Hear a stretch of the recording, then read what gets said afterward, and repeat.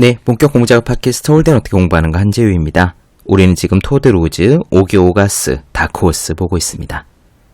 이 책의 저자들이 다크호스를 연구하게 된 것은 사실 그들의 성향 탓이 큰 것 같아요. 그들 스스로가 고등학교를 중퇴하거나 대학을 4-5곳 전전하는 등 기존 사람들의 쭉 뻗은 고속도로 같은 성공 공식과 거리가 먼 삶을 살았기 때문이죠. 그러면서도 결국 전문가의 길에 들어섰고요. 지금은 하버드대에서 일을 하고 있습니다. 그래서 분명 그들처럼 표준화된 성공 코스를 따르지 않고도 결국 성공을 움켜쥔 사람들이 있을 거라 저자들은 생각했어요. 다크호스입니다. 그래서 많은 다크호스들을 인터뷰하면서 그들 사이에 공통점이 있을 거라 예상했대요. 스티브 잡스처럼 강력한 카리스마나 리처드 브랜슨과 같은 괴짜가 아닐까 생각하기도 하고, 혹은 굉장히 모난 성격이나 엄청난 천재적 재능의 소유자가 아닐까 하고 추측하기도 했답니다. 저는 이 부분에서 내심, 안심을 했는데요. 아마 여러분들께도 좋은 소식일 겁니다. 저자들에 의하면 말이죠. 다크호스들의 성격에는 별다른 공통점이 없답니다. 굉장히 소심한 사람도 있고 엄청나게 대범한 사람도 있고 계획적인 사람도 있고 무계획적인 사람도 섞여 있었대요. 그러나 딱 한 가지, 모든 다크호스들이 공통적으로 꼽는 자질은 하나 있긴 했습니다. 그들이 그들 스스로에게 딱 맞는 성공을 찾아낸, 그리고 움켜쥔 가장 확실한 비결, 다름 아닌 충족감입니다.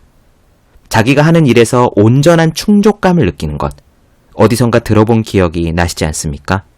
맞아요. 이 방송에서 여러 번 다룬 몰입입니다. 모든 다크호스들은 딱 하나, 자기가 좋아하는 그 일을 할 때 그 일을 하면서 충족감을 느꼈고 그것은 곧 그 순간에 몰입하는 것을 뜻했습니다. 그리고 또 한 가지, 그들은요, 그런 충족감을 느낄 수 있는 일을 스스로 선택해서 인생의 길을 개척했습니다. 오늘 이야기 직접 들어보시죠. 바로 시작하겠습니다. 우리가 다크호스를 주제로 정한 이유는 학계 관례에 따라 사례의 연구 대상으로 삼으려던 것이 아니었다. 실제로 여러 학술 문헌들을 살펴봤지만 비전통적인 성공 경로를 따랐던 대가들을 의미 있게 조사한 문헌이 정말 없었다. 어쨌든 간에 우리가 다크호스를 연구의 주제로 삼기로 결정한 이유는 사적인 것이었다. 우리 둘 다 우여곡절이 많은 삶을 거치며 끊임없이 흐름을 거슬러 헤쳐온 사람들이었다. 토드는 17살 때 고등학교를 중퇴하고 10대인 여자친구와 결혼해서 20살 생일이 되기도 전에 2아이의 아빠가 되었다. 그 뒤로 가족을 먹여 살리기 위해 유타주의 시골을 돌며 철망 울타리를 팔았다. 오기오가스는 4곳의 대학을 전전하며 5번이나 중퇴를 했고 정규직 일자리를 얻어도 진득하게 붙어있질 못하다가 나중에는 먹고 살기 위해 자동차 트렁크에 헌책을 싣고 다니면서 파는 지경까지 갔다. 우리 둘 다 표준화 시대에 오랜 기간 학교나 직장이라는 표준화된 기관에 순응하기 위해 최대한 애썼지만 끝내 적응하지 못했다. 우리가 어렵사리 난관을 극복하고 전문가로서 실력을 키우게 된 것은 순전히 뜻밖의 행운 덕분이었을지 모르지만 한 가지 사실만큼은 확실했다. 우리가 어렵게 일궈낸 성공은 게임의 규칙을 깨뜨린 결과였다. 우리가 게임의 규칙을 깬 것은 저항심이나 오만함에서 벌인 일이 아니라 그야말로 불가피한 일이었다. 표준 공식을 따르려고 아무리 발버둥 쳐도 번번이 실패했다. 이런 개인적인 깨달음 덕분에 다크호스들이 저마다의 우수성을 획득하는 방법을 파헤치는데 유용한 계기가 될 거라는 감이 들었다. 우리도 처음에 그랬듯이 다크호스들에게는 시스템에 저항하려는 충동처럼 공통적인 성격이 분명히 있을 것이라고 지레 짐작하기 쉽다. 남들보다 대범한 성격을 가진 괴짜일지 몰라, 아니면 두각을 떨쳐 세상이 틀렸음을 증명하려는 야심이 넘치는 반항아들일지도 몰라. 그러나 우리가 조사한 바로는 전혀 그렇지 않다. 사실 다크호스들의 성격은 무작위 표본 집단에서 을에 발견되는 경향과 다를 바 없이 다양하고 종잡기가 어렵다. 사람에 따라서 대범하고 저돌적인 성격도 있고 소심하고 공손한 성격도 있다. 어떤 사람은 분열을 즐기는가 하면 어떤 사람은 화해를 선호하는 순한 경우다. 다크호스만의 고유한 성격도 없다.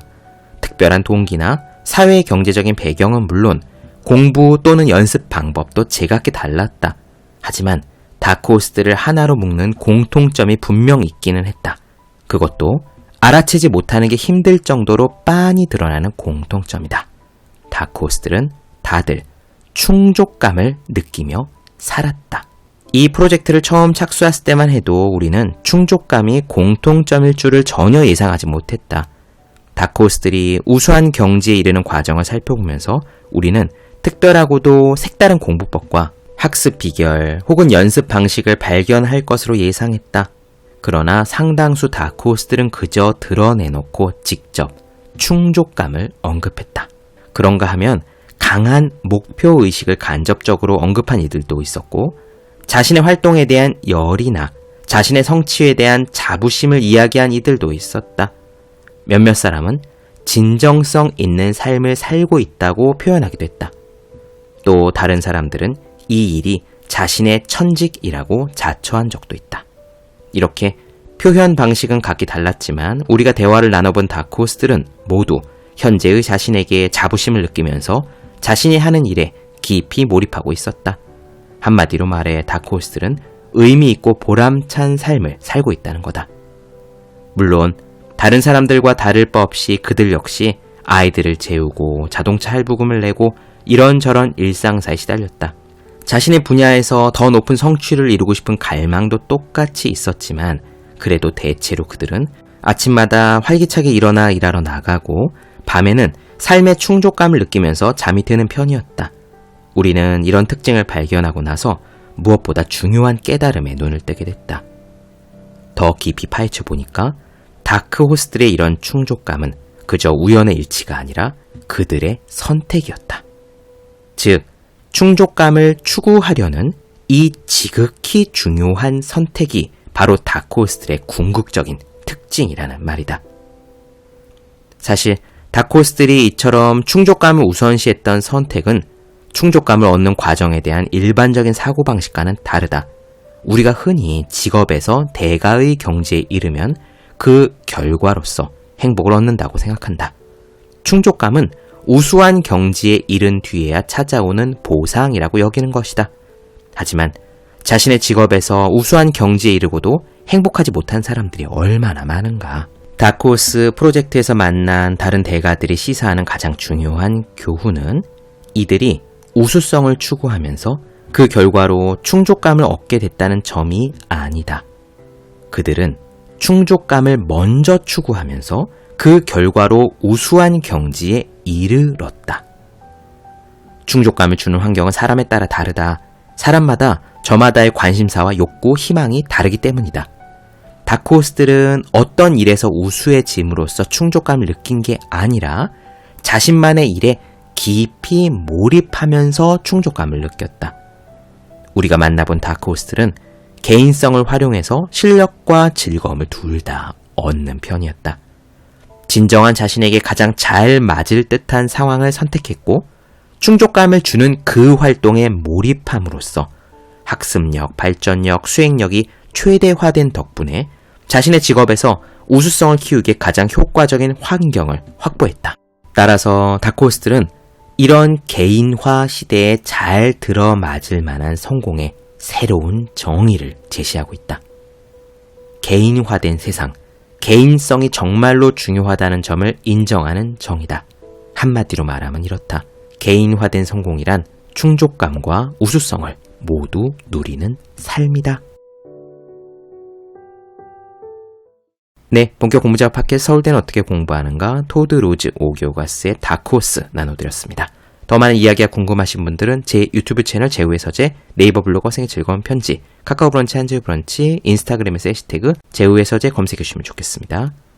또 해야 하는 일과 하고 싶은 일 사이에서 고민하며 쓴 제 첫 번째 에세이 노력이라 쓰고 버티기라 읽는, 공부하시는 모든 분들을 위해 어떻게 공부해야 성적이 빨리 오르는지 설명한 혼자 하는 공부의 정석, 마지막으로 책상에 올려두기만 해 공부하고 싶어지는 365 혼공 캘린더, 아직 읽지 않으셨다면 꼭 한번 읽어보셨으면 좋겠습니다. 그럼 오늘 여기까지 할게요. 전 다음 시간에 뵙겠습니다. 여러분 모두 열심히 공부하십시오. 저도 열심히 하겠습니다.